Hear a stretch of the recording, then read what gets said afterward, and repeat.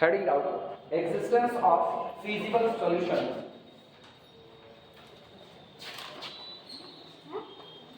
Existence of feasible solution. Feasible solution. Existence of feasible solution. पता है ये एक थ्योरम है, इस थ्योरम का प्रूफ बाद में कराएंगे क्योंकि शुरुआत में केवल थ्योरम का स्टेटमेंट ले रहे हैं। एक बार न्यूमेरिकल लगाना सीख जाओ, किस तरीके से इसके न्यूमेरिकल लगते हैं, मैथमेटिकल मॉडल कैसे कंस्ट्रक्ट किया जाता है, वो सारी जानकारी के बाद जब चैप्टर क्लोज कर रहे होंगे तो हम इसकी थ्योरम उठाएंगे, बिल्कुल ड्यूअलिटी की तरह। ड्यूअलिटी में यही काम किए हुए थे, शुरुआत में ड्यूअलिटी की थ्योरी हो गई थी, ड्यूअलिटी के न्यूमेरिकल हम लोग सीख लिए कैसे आप ट्राइंगल को ड्यूअल में कन्वर्ट करोगे। उसके बाद लास्ट में आकर के तब हम लोग 3-4 थ्योरम जो अपनी थी उसको निपटा देते। सेम कंडीशन वही पैटर्न इसमें अपना रहे हैं। शुरुआत में थ्योरी इसलिए नहीं ले रहे हैं, थ्योरम वगैरह वो भारी पड़ जाएगा, तो पता चलेगा आपको चैप्टर की समझ लेनी है कि न्यूमेरिकल आपसे कैसे डील होंगे, न्यूमेरिकल का मतलब क्या हो रहा है, तो उसके पहले थ्योरम में उलझे पड़ेगा, तो उलझना नहीं चाहिए। थ्योरम लास्ट में लेंगे, शुरुआत में ले रहे हैं इसको न्यूमेरिकल और थ्योरी वगैरह। तो इस थ्योरम का केवल स्टेटमेंट लिखेंगे, प्रूफ बाद में करेंगे। लिखना unnecessary and sufficient condition,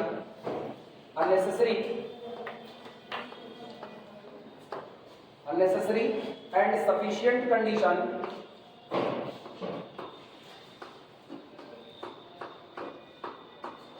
unnecessary and sufficient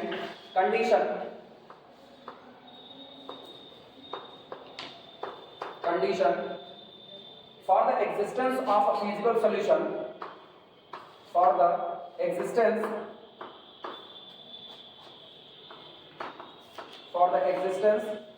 of a feasible solution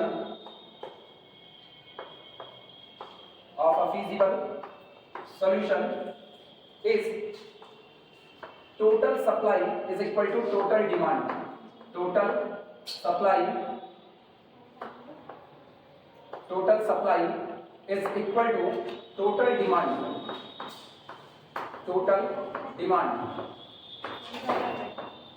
transportation की दुनिया में अगर आपके न्यूमेरिकल का फीजिबल सॉल्यूशन मौजूद होना है, मतलब वो सॉल्यूशन जो पॉसिबल हो सके, क्या होना है, हम कॉस्ट को क्या कर रहे हैं, मिनिमाइज कर रहे होंगे। जैसे मेरा अगर प्रॉफिट की बात करें तो प्रॉफिट को क्या करते हैं, मैक्सिमाइजेशन, और कॉस्ट को क्या करते हैं, मिनिमाइजेशन।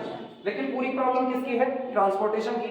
तो ट्रांसपोर्टेशन में आप एक जगह से गुड्स और सर्विसेज को दूसरी जगह पर सप्लाई कर रहे हो, तो सप्लाई करने में खर्च हाथ आता है, और जब खर्च हाथ आता है तो हर आदमी के दिमाग में एक ही बात होती है, ये खर्च किस तरीके से मिनिमा हो जाए। तो ट्रांसपोर्टेशन में मैक्सिमम प्रॉब्लम सारी की सारी कैसी लिखेंगे, मिनिमा में ही लिखेंगे। तो मेरा गोल क्या है कि अपनी लगी हुई जो लागत आ रही है, जो कॉस्ट आ रही है, उसको क्या करना, मिनिमा करना। तो फीजिबल सॉल्यूशन कौन होगा, जो मेरे को सबसे कम वैल्यू दे पाएगा। ऑप्टिमल सॉल्यूशन वो मेरा ऑप्टिमल सॉल्यूशन जो होगा, ऑप्टिमल सॉल्यूशन आपका बेस्ट सॉल्यूशन होगा, जो सबसे कम वैल्यू होगी, उससे ज्यादा अब और वैल्यू कम होने वाली नहीं है। फीजिबल कौन होगा, फीजिबल वो होगा जो आपके सारे कांस्टेंट को सेटिस्फाई कर रहा है। फीजिबल का मतलब तो संभव। अगर नॉन नेगेटिविटी ही सेटिस्फाई ना हो, नॉन नेगेटिविटी सेटिस्फाई नहीं होगी, तो इसका मतलब ऐसा आया हुआ सॉल्यूशन फीजिबल नहीं हो सकता है। तो फीजिबल होने का मतलब जितनी रेस्ट्रिक्शंस आपके ऊपर लगी हुई हैं, वो सारी की सारी रेस्ट्रिक्शंस 1 by 1 उस सॉल्यूशन से सेटिस्फाई हो, तो वो सॉल्यूशन क्या बन जाएगा, फीजिबल। और उसी फीजिबल की भीड़ में से कौन निकल करके आएगा, best solution, that is optimal solution निकल के आएगा।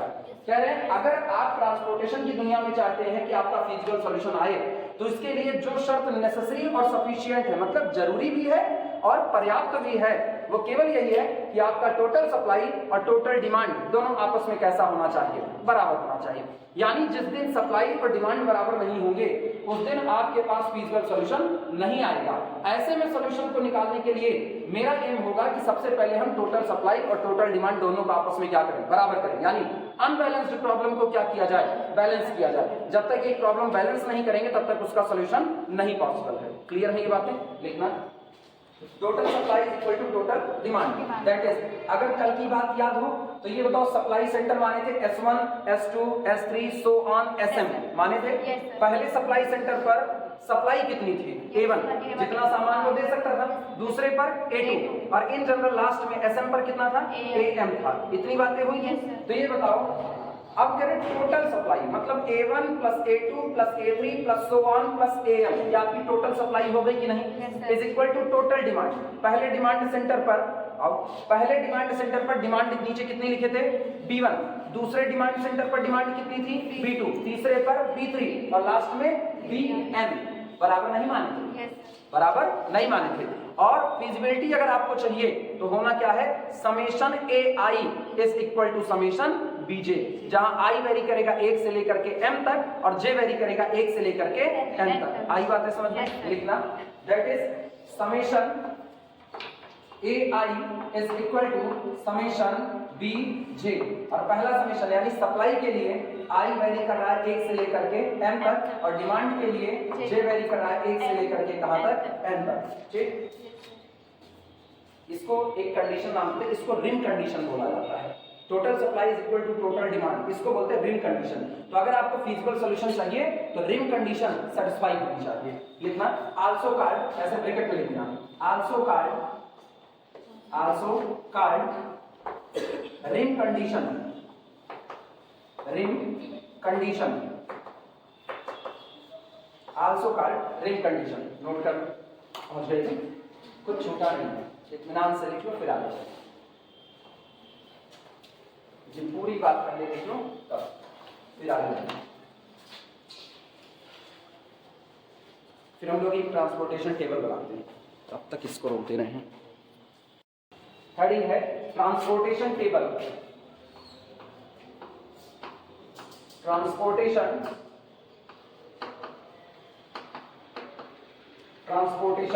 टेबल। सुनो, चूंकि नोट्स बड़ी सिस्टमैटिक बनाई जाती है और बाद में आप चाहो तो आप नोट्स उठा करके किताब ना ओपन करनी पड़े। देखो किताब ओपन करना तो कंपलसरी है, बिना उसको ओपन किए तो कुछ होना नहीं है, लेकिन फिर भी एक होता है ना कि फौरी तौर पे मेरे को एक आइडिया मिल जाए, पढ़ते पढ़ते कुछ छूटे ना, लगभग सारे आइडिया मिल जाए, 90% आप कवर कर लो, तो आप बड़े सिस्टमैटिक तरीके से बनाते हो। ट्रांसपोर्टेशन टेबल यहाँ बनाने की मुझको कोई नीड नहीं है। न्यूमेरिकल में हम ट्रांसपोर्टेशन टेबल ऑलरेडी बनाएंगे, वो अपने आप पता चल जाता है यही ट्रांसपोर्टेशन टेबल है। लेकिन उसके बावजूद भी जब आप चैप्टर की शुरुआत किए, इंट्रो कर लिए, ये सारी बातें हो गई कि सप्लाई क्या है, डिमांड क्या है, डेस्टिनेशन सेंटर क्या है, डिमांड सेंटर क्या है, तो आपको इसका एक फौरी तौर पे एक खाका खींच करके तैयार करके रख देना चाहिए कि सामने वाला देख करके जान ले। अच्छा, ट्रांसपोर्टेशन टेबल में आप एक तरफ लेफ्ट साइड में कॉलम वाइज आप क्या लिखते हो, सप्लाई लिखते हो, रो वाइज हॉरिजॉन्टली आप क्या लिखते हो, डिमांड लिखते हो, और उसके अंदर में कॉस्ट को और जो सामान पहुंचाए जा रहे हैं उनकी यूनिट्स को आप किस तरीके से मेंशन करते हो, ये फौरी तौर पे एक खाका वहां पर नजर आना चाहिए। तो एग्जाम हॉल में जाते वक्त जब तुम इसका रिवीजन कर रहे होगे तो तुमको इस टेबल को रटने की जरूरत नहीं है। ठीक, ये टेबल बन रही है केवल एक सिस्टमैटिक व्यवस्था के तहत। लिखना, यहां पर लिखेंगे फ्रॉम, और ऐसे ऑब्लिक लगा करके यहां लिखेंगे टू, मतलब जहां से सामान उठाया जाएगा और जहां पर सामान पहुंचाया जाएगा, फ्रॉम टू।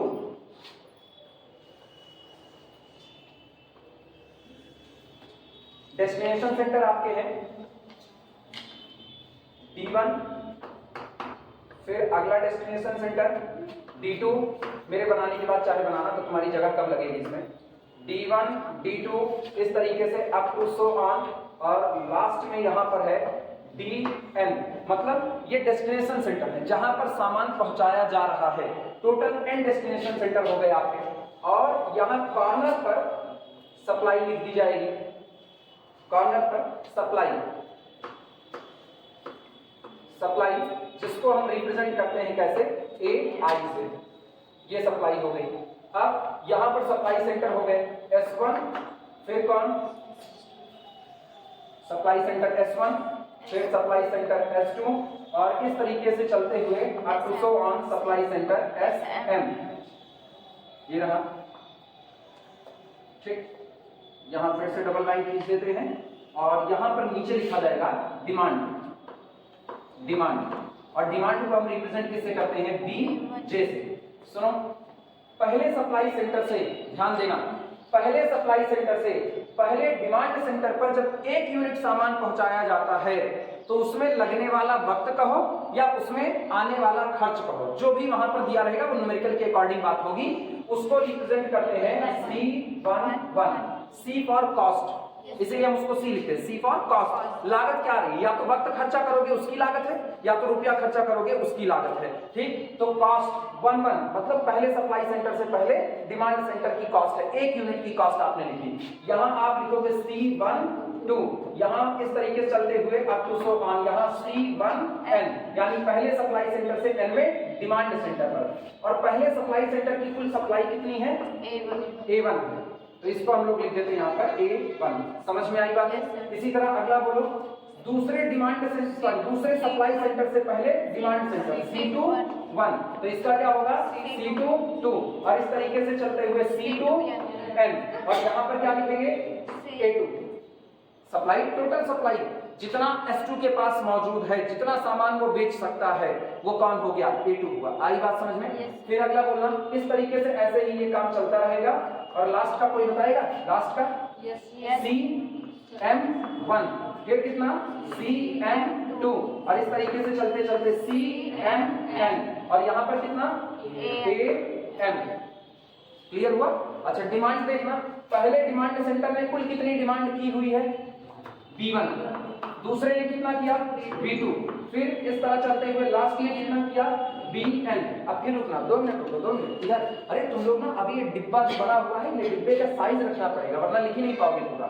अब सुनो, पहले सप्लाई सेंटर से पहले डिमांड सेंटर जितने यूनिट सप्लाई होगा वो भी यहीं पर मेंशन होगा, तो वो हम मानते हैं उसको वेरिएबल x के फॉर्म में मानते हैं। तो पहले सप्लाई सेंटर से पहले डिमांड सेंटर जितने यूनिट भेजा गया उसको रिप्रेजेंट करते हैं x11, और लिख करके ऐसे घेरा मार देते हैं कि जिससे पता चले कि ये कौन है, ये सप्लाई हुई है, इतने यूनिट मैंने सप्लाई किया हुआ है। इसी तरह पहले सप्लाई सेंटर से दूसरे डिमांड सेंटर पर क्या लिखेंगे? x12, इसको लिख करके घेरा मार देंगे, और इस तरह x1N, ये लिख करके घेरा मार दिया। इनका बताओ, x21, अगले का x22, इस तरीके से चलते हुए लास्ट का x2N, ये आपका हो गया।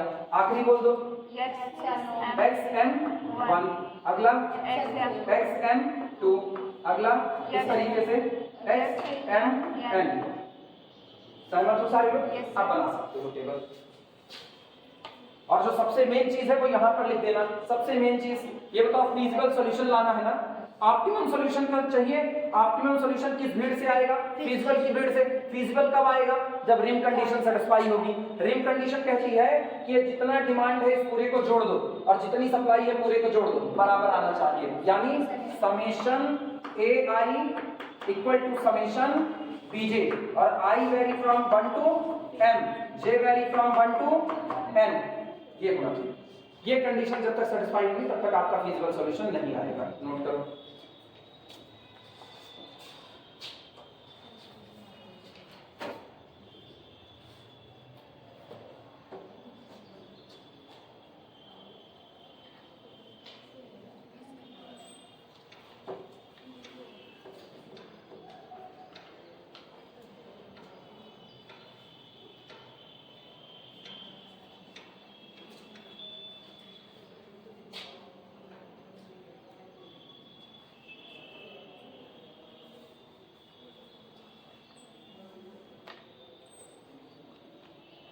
फिजिक्स की क्लास चलेगी जब, तो उसके बाद भाई 45 मिनट खाली तुमको वेट करना पड़ेगा। MSc जैसे पढ़ा के तो छुट्टी पाएंगे, 12-15 पे MSc की क्लास ओवर हो जाएगी, 12-15 के बाद JNSC की क्लास है, तो वो जाएंगे, तो 12-15 पे हम खाली हो जाएंगे। फिजिक्स 12:30 पे खाली होगी, 12:20 पे, जैसे 12:20 पे खाली होगी हमको बता देना, 10 मिनट तुम लोगों को भाई ब्रेक दे दे रहे हैं, मतलब अपना टहल वहल करके हाथ पैर का चिंगड़ा छुड़वा देना, ठीक। उसके बाद 10 मिनट के बाद 12:30 से हम लोग शुरू कर लेते हैं, तो 12:30 से 1:30 से 2:30, उसके बाद तुम लोग छूट जाओगे। 2 घंटा, तो अब 2 घंटे की भी एक्स्ट्रा क्लास ना चले तो क्या एक्स्ट्रा क्लास, और कहीं मिलेगा नहीं टाइम ना, और टाइम कहीं नहीं मिलेगा, यही अपने पास टाइम है। अब तुम लोग सहमत हो गए तो 2 दिन ऐसा रहता है मेरे पास, सोमवार मंगलवार। हाँ, ऐसे बनाते रहो, मेरी बात ऐसे सुनते रहो, इससे तुम्हारा बन भी जाएगा, वक्त बचेगा। ऑप्टिमम सॉल्यूशन निकाल रहे हैं ना ये होगा सोमवार मंगलवार मेरे पास भरपूर टाइम रहता है, क्योंकि 2 दिन ऐसा है मेरी सबसे कम क्लासेस रहती हैं। हम तकरीबन 11-11:30 बजे खाली हो जाते हैं, तो 11:30 बजे खाली हो जाते हैं, तो तुम लोग अगर आओगे तो जैसे तुम्हारा फिजिक्स ओवर होगा, फिजिक्स ओवर होने के बाद हम मैथ कंटिन्यू कर लेंगे, मुझको 2 दिन और मिल जाएंगे, तो हम 4 दिन पढ़ा दिया करेंगे। हाँ या ना? बाकी शुक्ला सर आ जाएंगे तो अपनी क्लास लेंगे ही लेंगे। सोमवार मंगलवार उन्हीं की क्लास है, ये तो अभी नहीं है, तो एक बिंगो है, जैकपॉट टाइप का चल रहा है। हाँ, नहीं समझे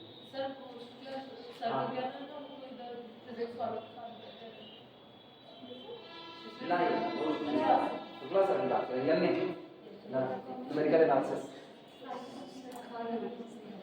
तो अगर तुम लोग टाइम दोगे ना तो वो दूसरा वाला जो स्लॉट है 12:30 बजे वाला, वो हम लोग सोमवार मंगलवार 12:30 बजे एलपीपी पढ़ सकते हैं। तो 2 दिन वो मिल जाएगा और 2 दिन अपनी पूरी क्लास मिल जाएगी, तेजी से खींच जाएगा। आया? Yes sir. बोलबे नहीं करते? Yes sir. तुम लोग और कलाकार हो, भाग जाओगे इतना पढ़ने के नाम पे। भाई तो कहना दोगे क्या इतना पढ़ने के नाम पे भाग जाओगे? नो सर ऐसा। ये क्यों तुम ही गायब? आरजू हो ना? Yes sir. आरजू हो ना? Yes sir. अभी ना बताया गायब थे? नहीं सर, मैसेज करे थे ग्रुप में। की हुई थी? Yes, group sir. में बची हो कि निकाल दी गई? Yes, sir, बची है। बची है ना? हाँ तो बताइए। बन जाएगा तो बताना टेबल पर। तो शुरुआत करें। अब जो निकल गए वो थोड़ी ना जुड़ने वाले हैं। बॉयज गर्ल्स दोनों में अब जोड़ेंगे नहीं, बाहर कर दिए। इसीलिए पहले कह देते हैं गायब हो तो बिना मुझको बताए थोड़ी गायब होगा। सुप्रीम अथॉरिटी तो हम ही अपनी क्लास में, तो बिना हमको बताए गायब हो।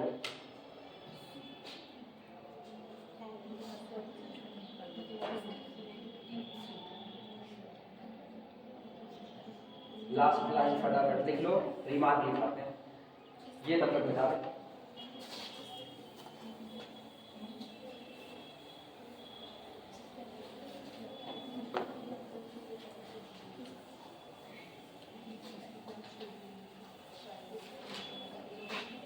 नहीं इधर ज्यादा पढ़ लोगे ना तो हो जाएगा। देखो ऑनलाइन और ऑफलाइन में एक फर्क होता है। ऑफलाइन में हम तुमको देख रहे हैं, तुम हमको देख रहे हो, आमने सामने पता चल रहा है किसको कितना समझ में आया, किसको कितना नहीं आ रहा है। ऑनलाइन आते हैं तो ऑनलाइन हमको तो आ ही रहा है, हम तो बोल ही रहे हैं बड़बड़, तुमको कितना समझ में आ रहा है वो सोचने की बात है। दूसरा ऑनलाइन लेक्चर जब जाएंगे और घर पे बैठे रहोगे तो सामने मेरे भी कोई नहीं है, मेरा पढ़ाने में इंटरेस्ट रहेगा, हम तो पढ़ा देंगे, तुम्हारा नहीं आएगा। मम्मी बगल से चिप्स लेकर के निकल गई या चाय लेकर के, तुम्हारी नाक के नीचे से महक गुजरी, तुम्हारा ध्यान हट जाएगा। वो उससे बचना है। रिमार्क लिखना, रिमार्क। रिमार्क में सबसे पहला रिमार्क बोले, सबसे पहला रिमार्क लिखो, any feasible solution for transportation problem, any feasible solution, any feasible solution for a transportation problem, for a transportation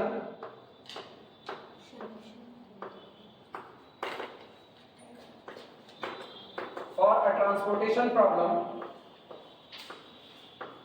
for a transportation problem must have हर हाल में रखेगा ही रखेगा, must have exactly m plus n minus 1, m plus n minus 1 non-negative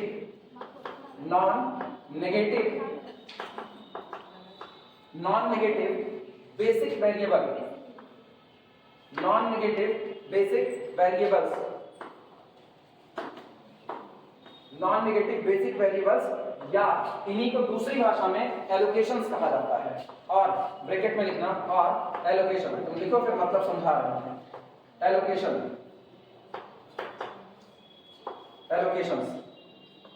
ठीक। xij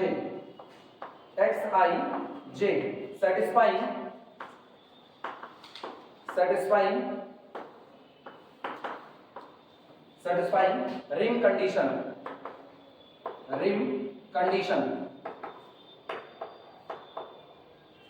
satisfying rim condition। कहा जा रहा है कि जब आप किसी ट्रांसपोर्टेशन प्रॉब्लम को सॉल्व करोगे, ट्रांसपोर्टेशन प्रॉब्लम को सॉल्व करने पर मेरा टास्क क्या होगा? एलोकेट करना। जो मेरे पास सप्लाई मौजूद है उसको डिमांड सेंटर पर एलोकेट करना। जैसे इस बात को समझना, S1 के पास कितने की सप्लाई मौजूद है? A1 की। चलो हम तुमको समझाने के लिए कहते थे A1 बराबर कितना हो गया? 100।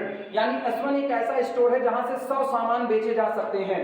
तो ये जो S1 के पास से 100 सामान बेचे जाएंगे, ये इन्हीं डेस्टिनेशन पर ही तो बेचे जाएंगे।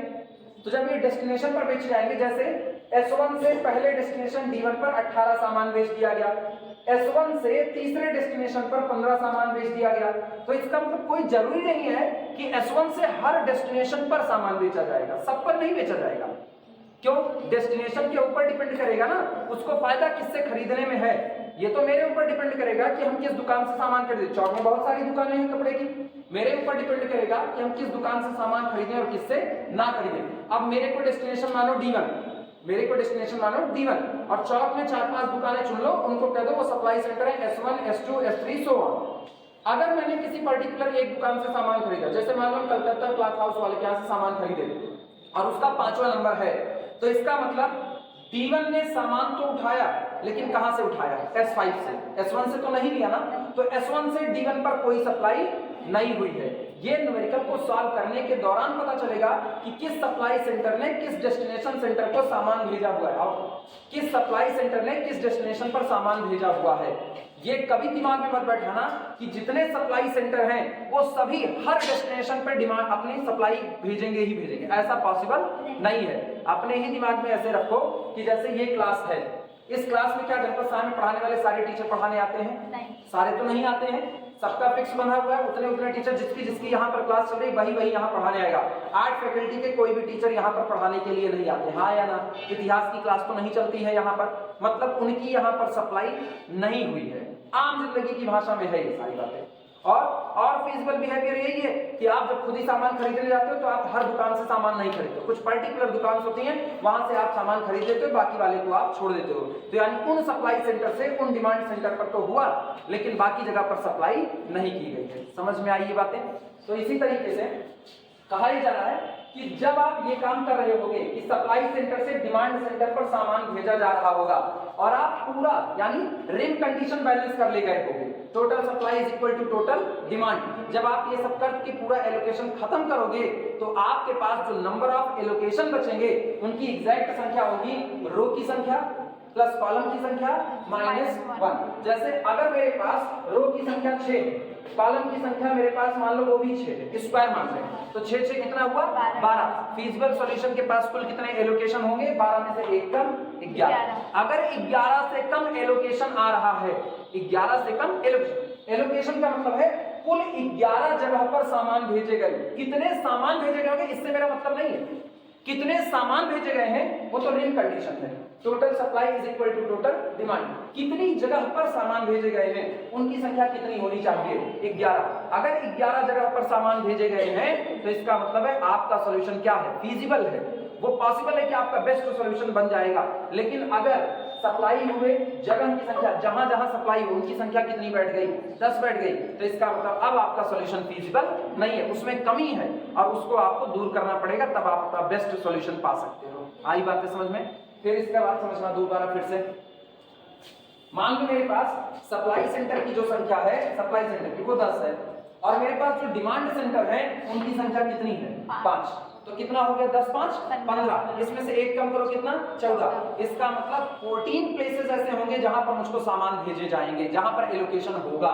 और 14 से कम पर अगर एलोकेशन होता है तो इसका मतलब आपका सॉल्यूशन फीजिबल नहीं रह गया है। आई बातें समझ में?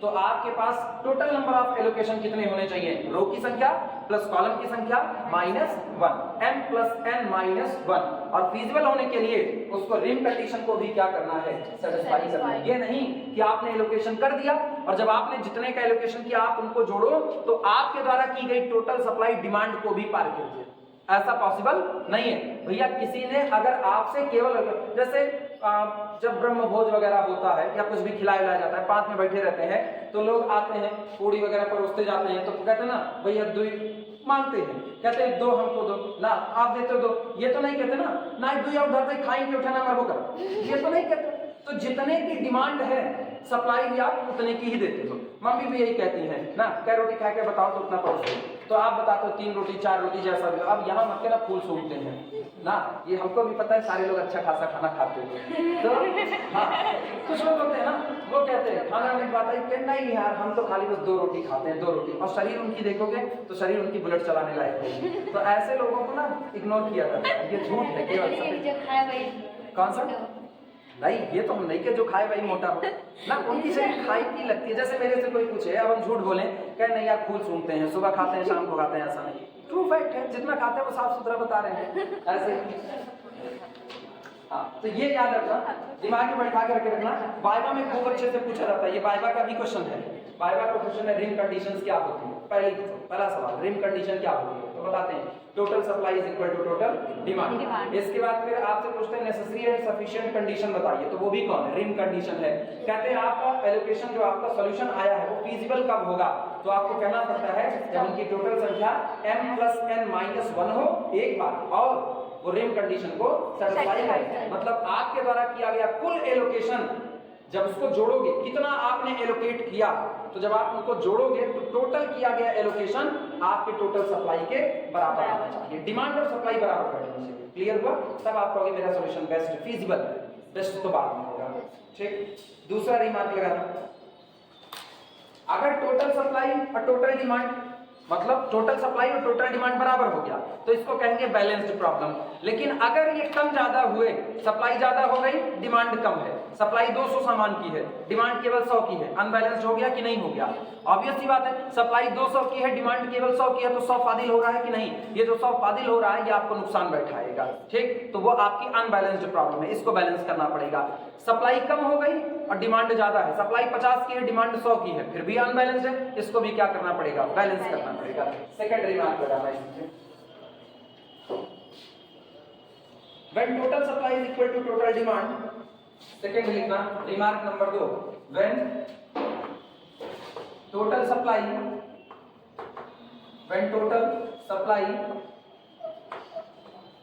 is equal to total demand,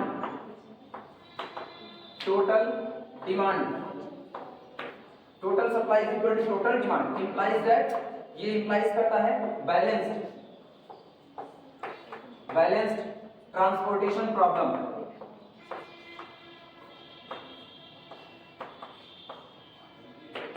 balanced transportation problem line change करके लिखना, अदरवाइज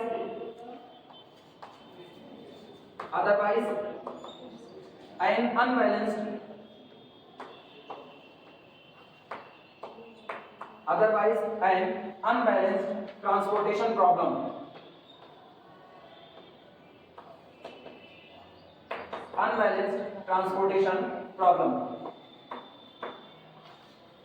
अन्यथा ये प्रॉब्लम कैसी होगी, अनबैलेंस्ड होगी। संतुलित असंतुलित हिंदी है।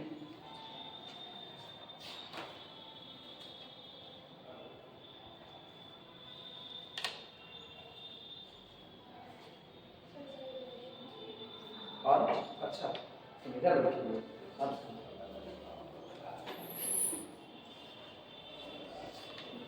अच्छा यहाँ पे वो होना चाहिए ना, एक जैक टाइप का होना चाहिए, जब बढ़ा ना तो उसके आगे कर ऊपर हो, तो इधर दिखाई, और फिर जब बढ़ाना तो फिर उसको फिर नीचे। तो सोचो Tony Stark, second Tony Stark हम ही है, कोई बात नहीं। मेरा दिमाग में आइडिया कितने अच्छे आते हैं।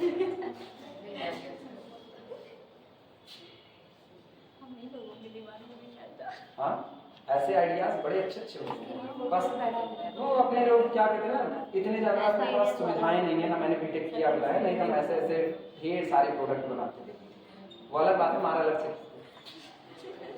हो जाए तो ये टेबल में बचा करके रखे हुए हैं, शायद काम देते हैं। ऐसे तुम लगते हो तब तक ऐसे सुनते रहो। सुनो, अगर ऐसा हुआ कि आपने एलोकेशन तो कर दिया, लेकिन जब आप उन एलोकेशंस की संख्या को जोड़ लो, सुनो, टोटल एलोकेशंस की संख्या को जोड़ने का मतलब कितनी जगह पर आपने एलोकेशन किया है, कुल कितना एलोकेशन हुआ है, इसका मतलब यह है कि आप सबको जोड़ करके बता रहे हो कितनी डिमांड थी, जितनी डिमांड है उतना ही एलोकेशन आप करोगे, लेकिन कितनी जगह पर करोगे तो एक अलग मामला है। अगर आपने एलोकेशन किया और total number of allocation m+n-1 से कम आया, किससे, m+n-1 से कम आया, तो आपका जो सॉल्यूशन निकला हुआ है इसको कहते हैं डीजेनरेट सॉल्यूशन बोलते हैं, अपभ्रष्टक। ठीक, अपभ्रष्टक इसलिए ना, भ्रष्ट पूरे तरीके से आपको कोई फीजिबल सॉल्यूशन देने वाला नहीं है, आपको इसमें सुधार करना पड़ेगा, उसके बाद ही आप फीजिबल सॉल्यूशन पा सकते हो। तो अगर total number of allocation less than m+n-1 होता है तो this implies that solution is degenerate. आई बात है समझ में? एक बार डीजेनरेसी का जिक्र और आया था, अगर याद हो तो, सिंप्लेक्स जब पढ़ा रहे थे तब याद आया, क्या था वहां पर कंडीशन, भूल गए ना, भूल गए, सही है, तुम लोग भूलते बहुत। भूल गया ड्रागन, भूल गया खजड़ी, 3 चीज याद रहा, नून तेल लकड़ी। तीसरा लिखना,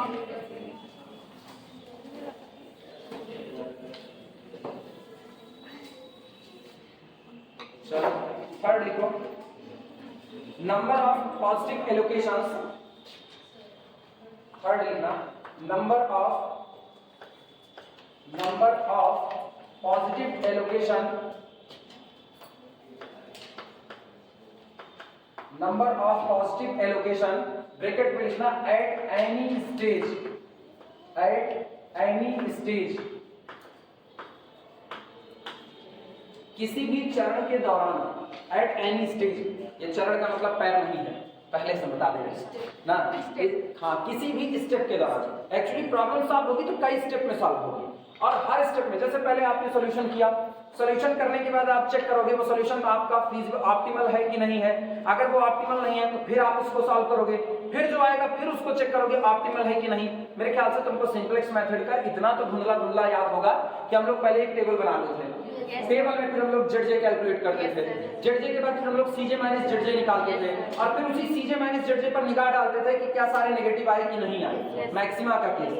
अगर सारे नेगेटिव आए तो मेरा काम रुक जाता था, बेस्ट सॉल्यूशन मिल चुका है पहला स्टेज पर। लेकिन अगर वो उसमें से कोई पॉजिटिव आ गया तो हम लार्जेस्ट पॉजिटिव को इंटर लेते थे, याद आया, उसके सामने बैठा हुआ वेरिएबल इंटर कराते थे, मतलब अगले स्टेप की शुरुआत होती थी। तो कई स्टेप में न्यूमेरिकल सॉल्व होते थे, यहाँ भी उसी तरीके से कई स्टेप में न्यूमेरिकल सॉल्व होंगे। कह रहे किसी भी स्टेज के दौरान अगर ये घटना होती है कि तो नंबर ऑफ पॉजिटिव एलोकेशन ये आपका लेस देन हो जाता है m प्लस n माइनस 1 से, वो इससे कम बढ़ जाता है। This implies that solution is degenerate, solution is degenerate,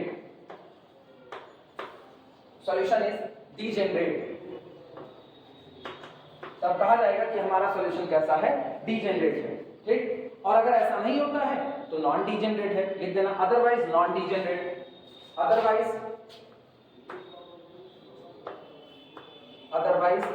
non degenerate,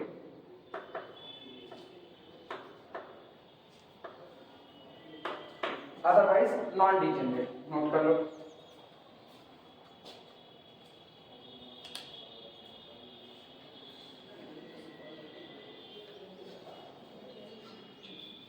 अब सुनो, इनको सेल्स कहा जाता है।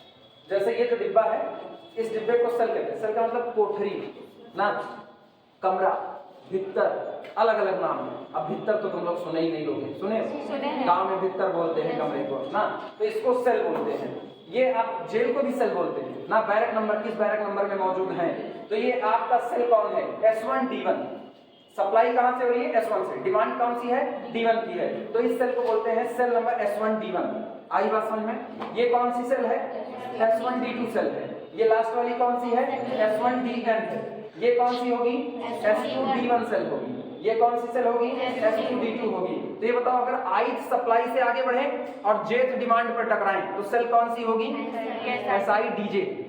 आया ना, ith सप्लाई सेंटर से आ रहे हैं और jth डिमांड सेंटर पे जा रहे हैं तो कहां टकराए, SI DJ सेल में टकराए। क्लियर हुआ कि नहीं। अब सुनो, अगर किसी सेल में एलोकेशन हुआ है, अगर किसी सेल में एलोकेशन हुआ है मतलब वहां पर सामान पहुंचाया गया है तो उसको बोलते हैं ऑक्यूपाइड सेल, भरी हुई सेल।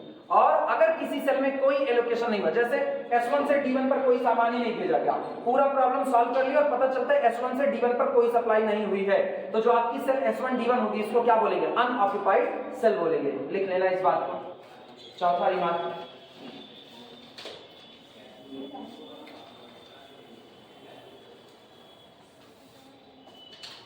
लिखना सेल्स इन टेबल, चौथा sales in table, cells in table having positive allocation, having positive allocation, having positive allocation will be called, कही जाती है will be called occupied cell, occupied cells will be called occupied cells, otherwise अन्यथा otherwise empty or अथवा non-occupied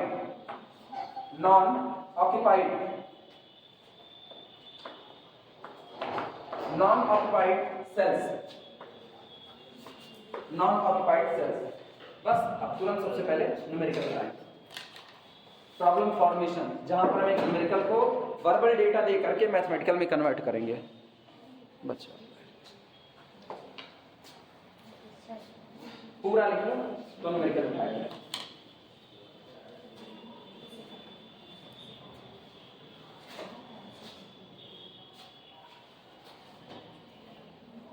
transportation के बाद assignment और करा दें तो जितना पढ़ाएं यहाँ से मान करके चलो तुम्हारा 60% का काम। एग्जाम इतने से 60% का काम हो चुका है। ठीक, किस्मत बहुत अच्छी होगी तो 70 हो जाएगा। किस्मत बहुत अच्छी होनी चाहिए उसके लिए। अब ना सुनते ही होगे तो कोई कुछ नहीं कर सकता है। ठीक, ये याद रखना। और वो जो चैप्टर बच रहे हैं तुम्हारे सेंसिटिविटी एनालिसिस, और उसके बाद फिर integer programming problem, dual simplex तो चलो ठीक है, वो सेंसिटिविटी एनालिसिस और इंटीजर प्रोग्रामिंग प्रॉब्लम जिसमें ब्रांच बाउंड टेक्निक वगैरह आएगी, वो थोड़े से कॉम्प्लिकेटेड होंगे। जितना आप तक पढ़ रहे हो इसमें सबसे कॉम्प्लिकेटेड वही होंगे। तो पढ़ाएंगे तो भाई, ऐसा तो नहीं पढ़ाएंगे, अब तुमको आना पड़ेगा। ऐसा नहीं कि तुम भाग सकते हो कि सेंसिटिविटी पढ़ाए तो कहते 60% का काम हो गया भाग जाएंगे, नहीं, तुमको आना पड़ेगा, वो भी मजबूरी है तुम्हारी। तो ये याद रखना, उसमें अगर तुमको ये लगे कि नहीं मतलब ये मेरे समझ से ऊपर जा रहा है तो डरना मत, यहाँ से तुम्हारा लगभग काम हो जाएगा इतने से। लेकिन इतना मत भूलना फिर कि इसके सवाल है तो तुम इसके भी सवाल छोड़ने लगो।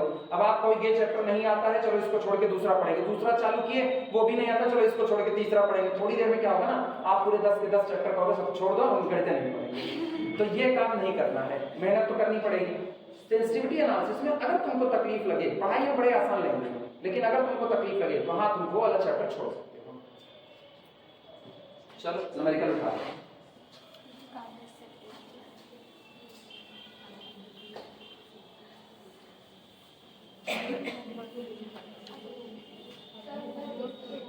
कहाँ बची? क्यों? आँख में कोई दिक्कत या लाइट की दिक्कत? इधर बैठी बच्ची, ये यहाँ पर, तब दिखेगा। इधर खिड़की है ना, और ये खिड़की हम बंद कर देंगे तो हमको नहीं दिखेगा, ये मेरी दिक्कत है।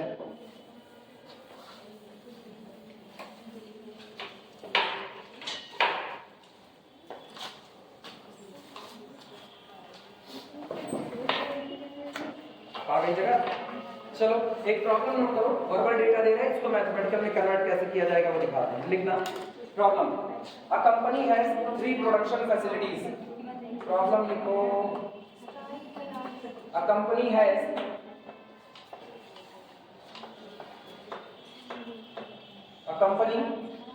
three production facilities.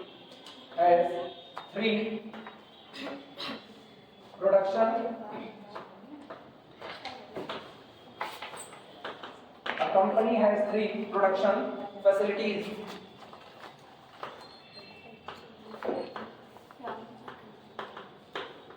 Three production facilities, S1, S2 and S3.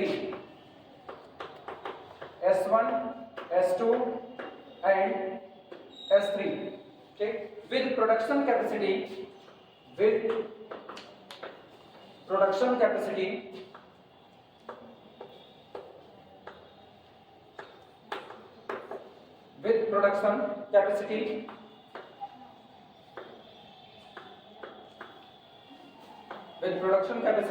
of 7, 9 and 18 units, bracket में लिखना in hundreds per week of a product, per week of a product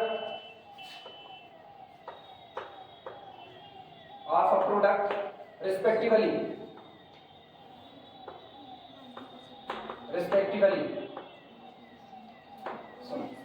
कहा यह जा रहा है एक कंपनी के पास 3 प्रोडक्शन फैसिलिटी है, मतलब उसके पास 3 फैक्ट्री है, फैक्ट्री S1, फैक्ट्री S2 और फैक्ट्री S3। ये तीनों ही फैक्ट्री किसी एक प्रोडक्ट को बना रही होती हैं, तीनों ही फैक्ट्रियां किसी एक ही प्रोडक्ट को बना रही हैं।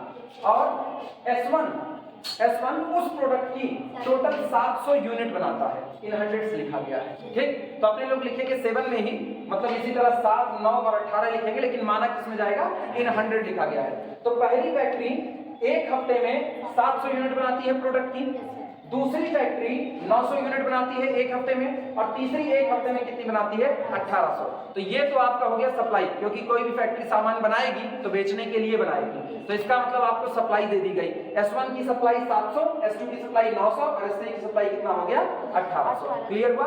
अब बारी आती है भेजे कहां जाएंगे, डिमांड सेंटर की बारी आती है। फिर लिखना फुल स्टॉप करके, these units are to be shipped, these units are to be shipped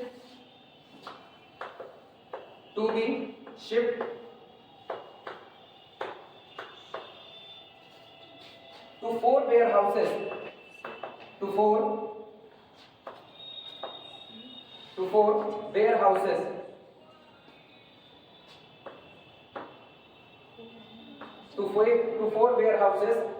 D1, D2, D3 and D4 और ये जो यूनिट बनाई जा रही है, ये 4 वेयर हाउस को गोदाम बोला जाता है, ये 4 गोदाम में भेजी जाती है। पहला गोदाम D1, दूसरा D2, तीसरा D3 और चौथा D4। With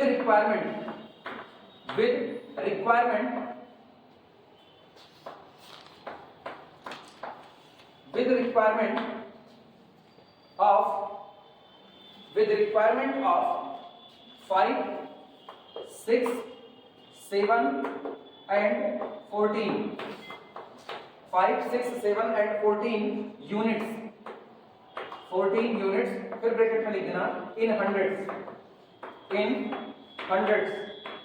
per week respectively।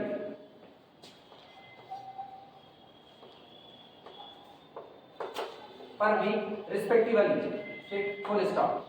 और जिन वेयर हाउस में या जिन गोदाम में इन सामान को भेजा जा रहा है, उसमें जो पहला गोदाम D1 है, एक हफ्ते में उसको केवल कितने यूनिट की जरूरत है, 500, दूसरे वाले को 600, तीसरे को 700 और लास्ट वाले को 1400। इतने यूनिट की इनकी जरूरतें हैं, तो इसको बोलेंगे क्या, जरूरतों को क्या बोलते हैं, डिमांड। वो आप मांग कर रहे हो कि मेरे को इतना सामान चाहिए, तो ये बनाता है S1 बनाता है 700, वो S2 बनाता है 900 और वो बनाता है 1800। लेकिन डिमांड कैसी है, D1 की डिमांड 500, D2 की 600, D3 की 700 और D4 की 1400। अब ये तो हो गया सप्लाई और डिमांड दे दिया। सप्लाई डिमांड देने के बाद मतलब तुम्हारे दिमाग में अब धीमे धीमे खाका खींचना चाहिए। आप इधर क्या लिखोगे, S1, S2, S3, इधर क्या लिखोगे, D1, D2, D3। तुम नहीं लिखोगे, न्यूमेरिकल खुद ही लिख देगा, लेकिन पहले तुम्हारे दिमाग में आ जाना चाहिए। S1 के सामने क्या लिखोगे, S1 के सामने उसकी सप्लाई, कितने की सप्लाई दे रहा है, 700 की, लेकिन आप केवल 7 लिखोगे, ऊपर आप बता दोगे इन हंड्रेड्स। फिर S2 के सामने क्या लिखोगे, फिर इधर क्या लिखोगे, और यहाँ D1 के नीचे 5, इसके D2 के नीचे 6, फिर 7, फिर गिनो, क्या टोटल सप्लाई टोटल डिमांड बराबर है, यस सर, बराबर है, जोड़ दो। नहीं है सर, नहीं है, वो डिमांड 4 है, सप्लाई 3 है। 7, 9 और 18 जोड़ो। वो संख्या नहीं, सप्लाई सेंटर डिमांड सेंटर की संख्या नहीं जोड़ रहे, टोटल सप्लाई और टोटल डिमांड जोड़ रहे हैं। ये बताओ 18 तो 20, 20 7 27 और 27 7 34, 34 आया कि नहीं आया। अच्छा, अब डिमांड देखो कितने की है, 14 6 20, 20 7 27, 27 और 5 32। बैलेंस है कि नहीं है, नहीं बैलेंस है ना।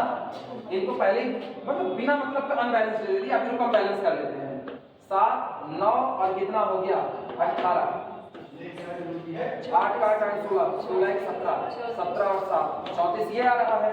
और ये कितने का है, 5 है, 6 है, 7 है और 14 है, ये 32 आ रहा है। अनबैलेंस है ना, मतलब दिक्कत नहीं है। कौन सा, ये 32 आ रहा है, 36 आ रहा है, ये कितना आ रहा है, ये देखो 6 4 10 10 7 17 17 3 20 2 32 की 2 कहाँ से लगी? 32 हाँ 32 32 आ रहा है ना? यस 32 आ रहा है, वो 34 ही 32 नहीं। मेरे को इसकी दिक्कत नहीं, मेरे को ये है ना किताब वाले पहले ही सवाल अनबैलेंस क्यों दे दिए हैं। हम बैलेंस कर लेंगे, हमको वो दिक्कत नहीं, क्योंकि मुझको इसको सॉल्व नहीं करना है, इसको केवल वर्बल डेटा में कन्वर्ट करना है। तो हम एक बार चेक कर लें। ऐसा आमतौर पर होता नहीं ना, किताबें तुरंत पहला सवाल ऐसे नहीं देती हैं। दिमाग में कुछ मत बैठाना गलत हो, गलत कुछ नहीं हुआ, वो तो सॉल्व करते वक्त हम बैलेंस करते ही करते।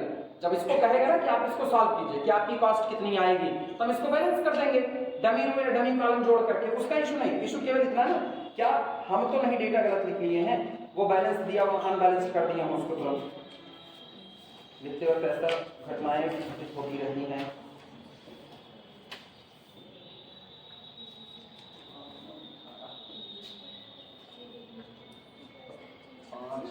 हाँ हम ही गलत किए ना, तभी तो कहें हम गलत नहीं। ये 5 के बाद जो 6 है ना, ये 8 दिया हुआ है, वही 2 की कमी आ रही है, उस 6 को 8 बना दो। हम कहे नहीं, किताब वाले गलत नहीं देते हैं, पहला सवाल अनबैलेंस नहीं देने वाले हैं। मेरा दिमाग बहुत सही काम किया। लिखो इसको 8 कर देना, ये जो 6 है ना इसको 8 कर दो, इसको 8 कर दो बस। वीडियो ऑन है? नहीं ऑन है? ऑन तो है तो वही तो चल रहा है तभी हमने, अरे बंद हो गया, कब से बंद है भगवान जाने। अभी तो मुझको फिर से पूरी रिकॉर्डिंग करनी पड़ेगी घर पे। इसको 8 कर लो बस खाली, ठीक है। अब बैलेंस हो गया, अब इधर भी 34, उधर भी कितना 34, ठीक। अब आगे लिखना the transportation cost, full stop के बाद लिखना द ट्रांसपोर्टेशन कॉस्ट। सॉल्यूशन नहीं बच्ची, अभी सवाल ही चल रहा है। अरे सिंप्लेक्स में सीखने के बाद भी अभी तक तुम लोग ये सोच रहे इतनी जल्दी सवाल खत्म हो जाएगा। इतना कितना बड़ा सवाल था सिंप्लेक्स का, एक बड़ा सवाल, फिर भी तुम लोग डर रहे हो। लिखना द ट्रांसपोर्टेशन कॉस्ट, पहले वाले चैप्टर में था। ड्युअलिटी सही था ना? The transportation cost, the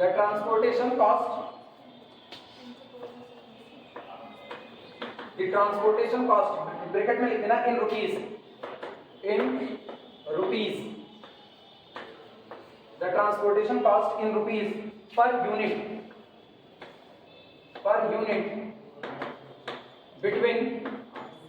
between factories to warehouses, between factories to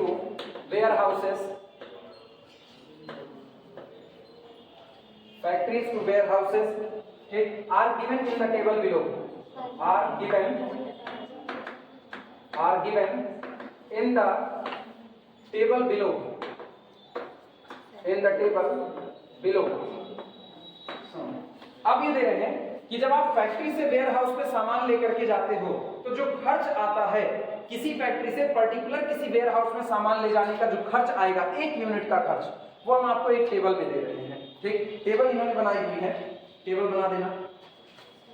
इधर S1 S2 S3 और यहां पर हमारे पास है डिमांड। सुनो घबराओ ना, वो तो तुम लोग बहुत सही पढ़ रहे हो, टेंशन पढ़ रहे हो तब तो गुलटनियां आ जाती है अब तक। उसमें तो पूरा रट्टा मारते, खाली टेंशन पढ़ते ना पूरा रट्टा मारते। ऐसा नहीं कि बेकार है, अच्छा है वो भी, लेकिन दिक्कत इसकी है ना अपने हाथ में उतनी चीजें ही नहीं है कि हम तुमको दिखा सके टेंसर के कंपोनेंट टूट कैसे रहे। उसके लिए एक प्रोजेक्टर होना चाहिए जिसमें तुमको पता चले, विजुलाइज हो कि यहाँ कंपोनेंट ऐसे टूटते हैं। अब हवा में बात करेंगे तो हम कहेंगे रटो अपर सफिक्स आई जे के, लोअर सफिक्स ये जे के एल, और वो डमी हो गया, ये हो गया, फलाने ढमकाने, फिर वही ट्रांसफॉर्मेशन लॉ ऑफ टेंसर रखते वही करते, तो उससे तो बहुत बेहतर है, उससे बहुत बेहतर है। D1, इसके बाद फिर अगला D2 D3, इसीलिए दूसरे की थाली में घी ज्यादा नहीं नजर आना चाहिए। D4 और यहाँ पर सप्लाई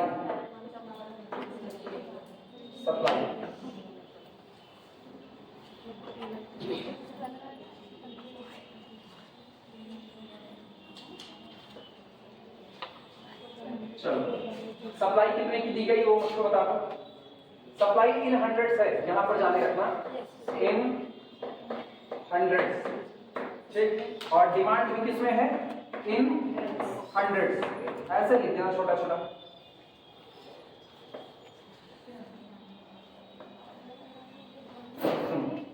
ध्यान देना, पहले सप्लाई लिख लो, सप्लाई 7 है, इसके बाद फिर 9 है, और फिर कितना है 18 है। डिमांड का क्या हाल चल रहा है 5, फिर कितना 8, फिर कितना 7, और फिर कितना 14, ठीक। अच्छा, जोड़ करके कितना आया था 34। अब सुनो, एक काम थोड़ा सा स्मार्ट वर्क करते हैं, इस सवाल को जब अभी लिख रहे हो तो इसको प्रॉब्लम नंबर 1 नाम दे दो, दे दिए हो। अब सुनो होगा क्या, इसमें अगर मैं ऐसे ढेर सारे सवाल उठाए ना तो ऐसे लंबे लंबे डेटा लिखने पड़ेंगे, और वो डेटा हर बार लिखेंगे, हर बार उसको हम सॉल्व करेंगे। लगाना मेरे को अलग अलग मेथड से है, जैसे मेरे पास 4-5 मेथड होंगे जो अभी मेन जो हमको पढ़ने हैं। पहला सुनो, पहला हम लोग पढ़ेंगे नॉर्थ वेस्ट कॉर्नर रूल, ठीक। दूसरा हम लोग पढ़ेंगे लीस्ट कॉस्ट मेथड, फिर तीसरा हम लोग पढ़ेंगे वोगल्स अप्रॉक्सीमेशन मेथड। ये 3 मेथड से मेरे को सवाल लगाने हैं, और सवाल ट्रांसपोर्टेशन के ही लगाने हैं। ध्यान से सुनना, हम क्या कर रहे हैं, इस सवाल को एक बार लिख दे रहे हैं। अब हम इसी सवाल को नॉर्थ वेस्ट से लगाएंगे, इसी सवाल को लीस्ट कॉस्ट से लगाएंगे, और इसी को वोगल्स अप्रॉक्सीमेशन से लगाएंगे। एक ही सवाल को, तो मुझको सवाल लिखना ही नहीं पड़ेगा, हम सीधे लिखेंगे solve problem 1 by using least cost method, solve problem 1 by using north west corner rule, solve problem 1 by Vogel's approximation method. तो मेरे को सवाल लिखने से बचत हो जाएगी। आई बातें समझ में? अलग जो सवाल लिखे जाएंगे उनकी नंबरिंग अलग कर दी जाएगी। समझ में आई बातें? यही काम अपने लोग कर रहे हैं, क्योंकि इतना बड़ा डेटा बार बार लिखने के मूड में नहीं है ना हम तो होंगे भी, तुम तो बिल्कुल नहीं। हम लोग भी लिख लेंगे। अरे ये तुम लोग जितना बोलते हो ना, तुम लोग पक्का काम चोर हो, हमको पता है। लिख लेंगे, आप लिख लेंगे तो हम लोग भी लिख लेंगे। लिखना, सुनो, S1 से D1 1 यूनिट जब सप्लाई होता है तो उसकी कॉस्ट आती है 19 रुपए। S1 से D1 1 यूनिट सप्लाई होता है तो उसकी कॉस्ट आती है 19 रुपए। S1 से D2 पर 1 यूनिट सप्लाई होता है तो कॉस्ट आती है 30 रुपए। S1 से D3 पर कॉस्ट आती है 50 रुपए। S1 से D4 पर कॉस्ट आती है 10 रुपए। ये याद रखना, 1 यूनिट की कॉस्ट है, केवल 1 यूनिट का, ठीक। अब इसी तरीके से S2 से D1 पर सप्लाई होगा तो 1 यूनिट को भेजने का खर्च आएगा 70 रुपए। S2 से यानी फैक्ट्री S2 से डिमांड सेंटर D2 पर 1 यूनिट भेजने का खर्च 30 रुपया, इनका 40 रुपया, बगल वाले का 60 रुपया, इनका 40 रुपया, फिर इधर 8 रुपया, फिर 70 रुपया, और इधर 20 रुपया। सारा डेटा दे दिया गया आपको।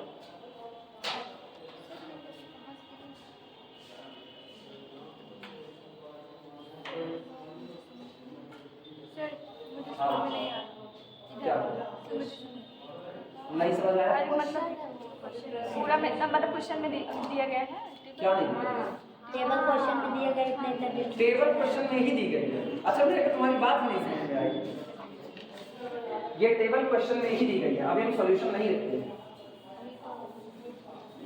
एकदम बेफिक्र रहो, हम जिस दिन सॉल्यूशन स्टार्ट करेंगे ना, यहाँ बड़ा बड़ा SOL लिखेंगे, तो मेरी आदत है बिना उसके सॉल्यूशन नहीं शुरू कर सकते।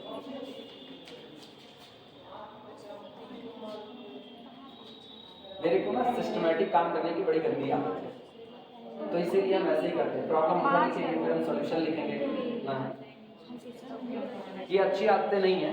सिस्टमैटिक काम आपको नहीं करना चाहिए, लेकिन फिर पढ़ गए तो पढ़ गए।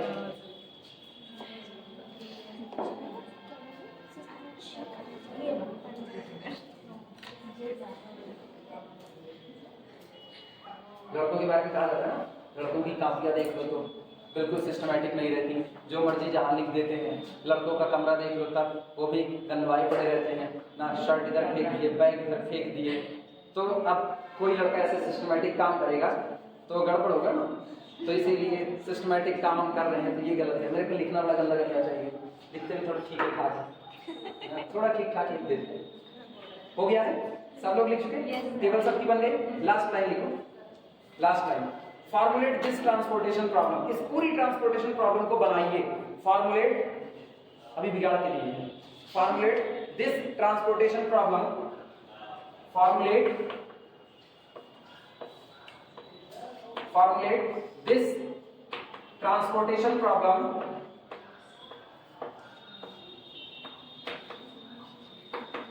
transportation problem,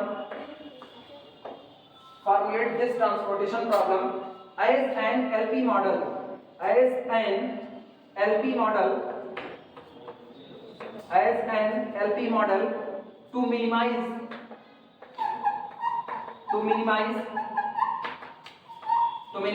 the total transportation cost, the total transportation, ऐसे शॉर्ट लिख रहे हैं, ट्रांसपोर्टेशन कॉस्ट। इस पूरी लीनियर प्रोग्रामिंग प्रॉब्लम को आप कन्वर्ट कीजिए एलपी मॉडल में, और ख्याल रखिए इस दौरान गोल क्या होगा, ऑब्जेक्टिव क्या होगा, ट्रांसपोर्टेशन कॉस्ट को क्या करना, मिनिमम करना। अब पूरा न्यूमेरिकल लिख लो, बनाया जाएगा।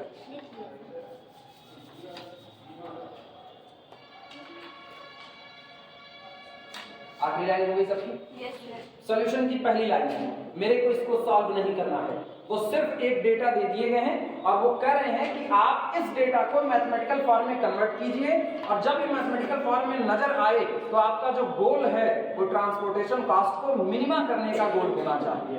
तो सबसे पहली चीज, ट्रांसपोर्टेशन प्रॉब्लम को हम वर्बल डेटा को मैथमेटिकल में कन्वर्ट करेंगे वो एक अलग बात है, उसके लिए पहले मुझको डिसीजन वेरिएबल तय करने पड़ेंगे।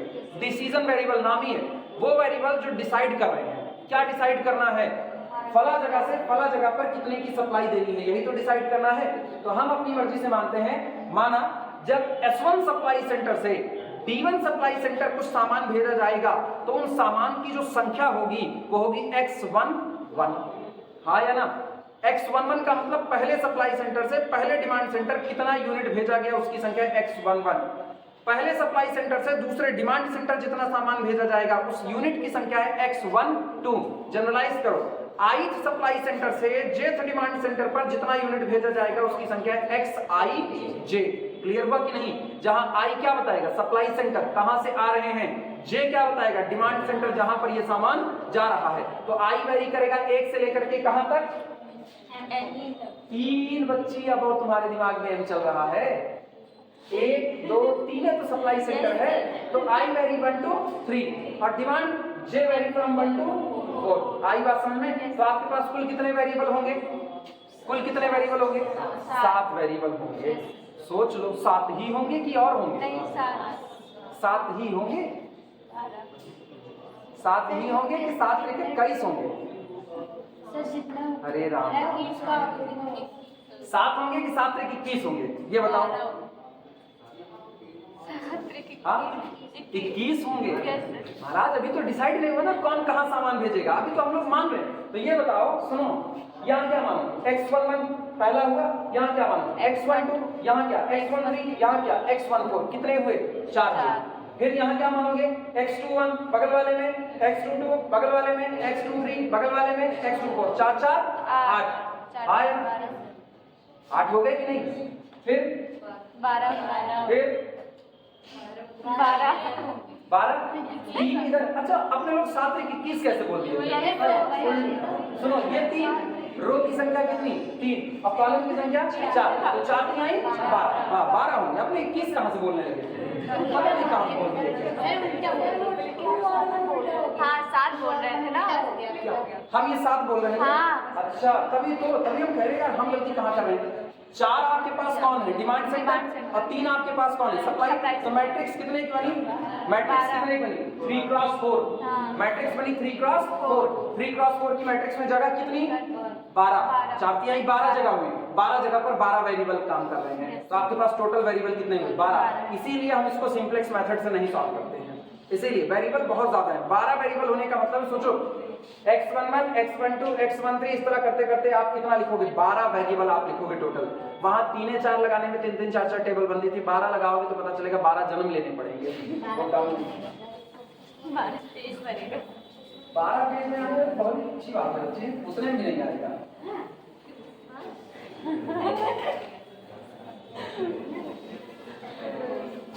चलो लिखना सॉल्यूशन में, सॉल्यूशन में सबसे पहले लिखो लेट सॉल्यूशन, लिखना लेट माना Xij इज इक्वल टू, हम ये मान रहे हैं Xij क्या है, Xij प्रोडक्ट की वो यूनिट्स हैं जो भेजी जा रही हैं ith सप्लाई सेंटर से से कहां पर, जेथ डिमांड सेंटर पर लिखना। Number of units of product, number of units of product, number of units of product which transported, जो भेजी जाती हैं, विच transported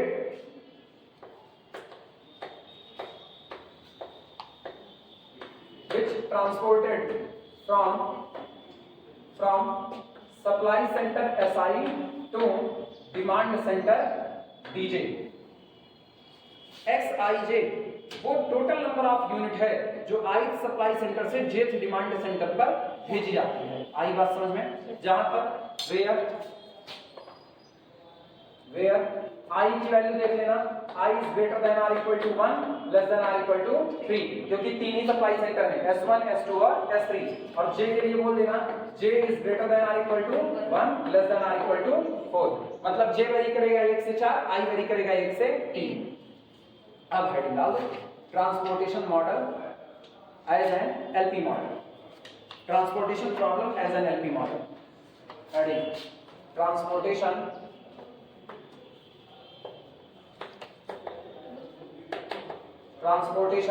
problem as an LP model dash। चलो अब बनाते हैं। गोल बताएगा कोई मुझको? गोल क्या है? मिनिमाइज टोटल कॉस्ट, हाँ या ना?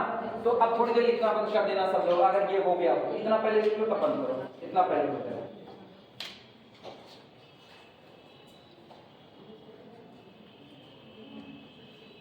हो गया सबका? ठीक है, सुनो, मिनिमाइज ब्रैकेट में total cost, minimise total cost Z is equal to, दिमाग दौड़ाना, पहले सप्लाई सेंटर से पहले डिमांड सेंटर कई यूनिट भेज रहे हो, X11 भेज रहे हो, एक यूनिट का खर्च कितना है?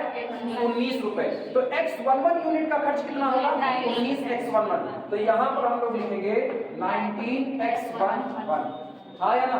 लेकिन ये तो केवल एक जगह का खर्च आया। अब पहले सप्लाई सेंटर से दूसरे डिमांड सेंटर एक यूनिट का खर्च कितना? 30 रुपए। आप कितनी भेज रहे हो? X12, तो इसका टोटल खर्चा कितना? प्लस 30X12 प्लस अगला बोल सकते हो कितना?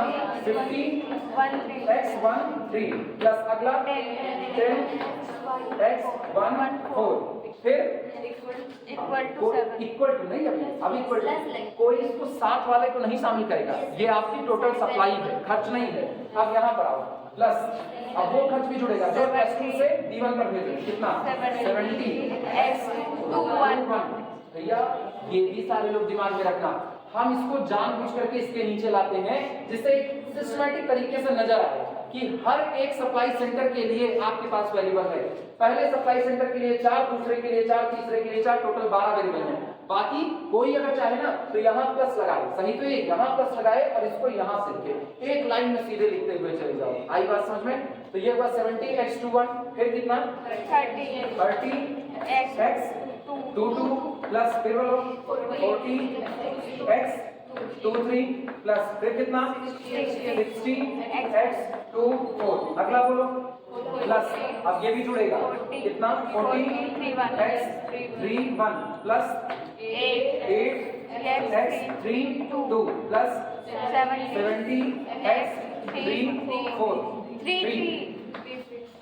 प्लस 20X34, हाँ या ना? ये आपका गोल तैयार हुआ है। ये इतना पूरा केवल और केवल आपका ऑब्जेक्टिव फंक्शन है। अब ये पहले नोट करो, तब सब्जेक्ट टू कांस्टेंट लिखें। क्या टाइम भागा क्या? नहीं, अभी बचा है बच्चे, ये सवाल तुम बना ही देंगे। 11:36, 36, 4, 40, 4 मिनट में मुर्दा जिंदा होकर होता है। ये कौन सा? ये तो बनी है सब्जेक्ट टू कांस्टेंट।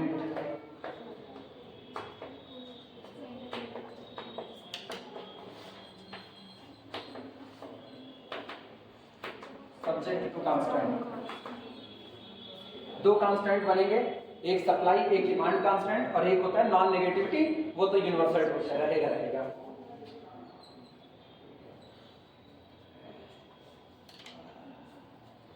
फिर दोबारा लौट के आते हैं तो ट्रांसपोर्टेशन एल्गोरिथम वगैरह बात करते हैं। भागना मत, सब लोग जान रहे हो ना? ए रुको, अटेंडेंस हो गई बच्ची, अब दोबारा वाले में अटेंडेंस लेंगे, अभी देखना अटेंडेंस हो गई, भाग के दिखाओ।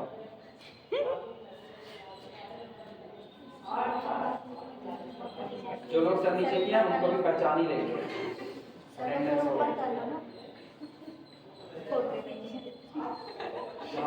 डिजिटल अटेंडेंस है, पकड़े जाओगे, जो भागेगा पकड़ा जाएगा।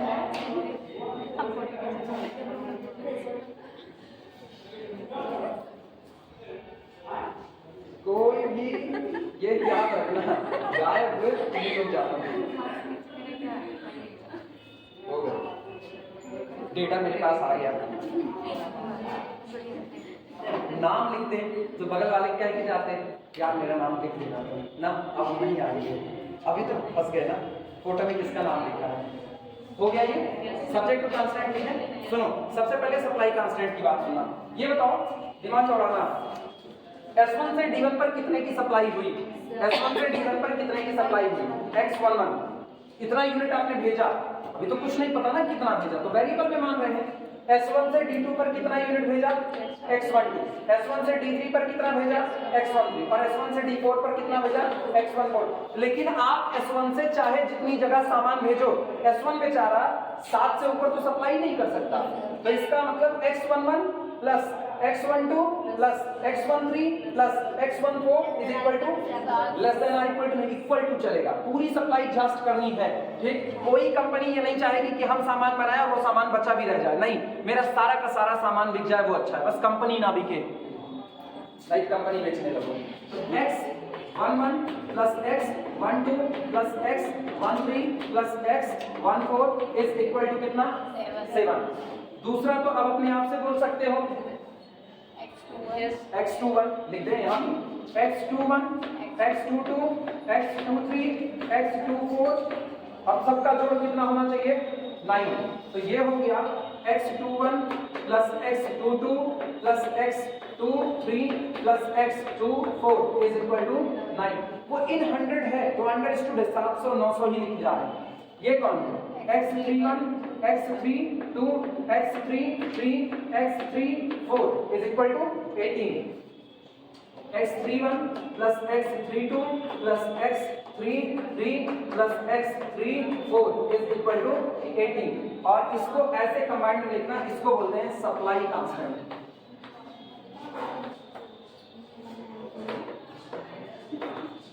ये आपका कौन है? ये आपका है सप्लाई कांस्टेंट। आएगा समझ में, ठीक। अब इसी तरह से बारीक इसकी डिमांड कांस्टेंट, वो यहाँ पर लिखेंगे। ये बताओ भैया, एक मिनट फिर सुनो, सारे लोग इधर ध्यान दो। D1 की डिमांड फुलफिल हुई है, D1 की डिमांड फुलफिल हुई है। S1 से कितना लिया? S2 से कितना लिया? S3 से कितना लिया? लेकिन ये जितना भी लेगा वो 5 के ऊपर नहीं जा सकता, 5 ही तो इसकी डिमांड है, हाँ या ना? तो इसका मतलब यहाँ क्या लिखा जाएगा? X11 plus X21 plus X31 is equal to कितना? 5। अगला बोल सकते हो X12 plus X22 plus X32 X32 is equal to कितना? 8। अगला बोलो X13 फिर plus X23 plus X33 is equal to कितना? 7। और last X14 X24 X34 is equal to कितना? 14। और ये इकट्ठा क्या कहलाएगा? Demand constant. Demand constant. और सबसे लास्ट में वो मत भूलना, खाना कंप्लीट होने के बाद मीठा and Xij greater than or equal to 0 for all I, ये जरूर है। सारी प्रॉब्लम बन गई मैथमेटिक्स में। ये होता है दिए गए वर्बल डेटा को मैथमेटिकल फॉर्म में कन्वर्ट करना, ठीक। मिलते हैं एक ब्रेक के बाद। आप टाइम बताइए, कम करते हैं। अच्छा तुम लोग बताए नहीं घर में, कल टाइम तो बताए थे तुम लोग? नहीं बताया। टाइम नहीं बताए थे? नहीं। अच्छा मेरी गलती है, माफी। सुनो 12:30 से शुरू करते हैं, 12:30 से 1:30, आज पहला दिन है 2 बजे छोड़ दे रहे हैं, ठीक है? अगले दिन 2 पे छोड़ देंगे, कल वाले दिन पे 2:30 पे छोड़ेंगे, ठीक है? आज भी 2:30 छोड़ेंगे, ठीक है? आज भी 2:30 पे छोड़ देंगे, ठीक है? 2:30 ठीक है, 2:30 पे छोड़ देंगे। हाँ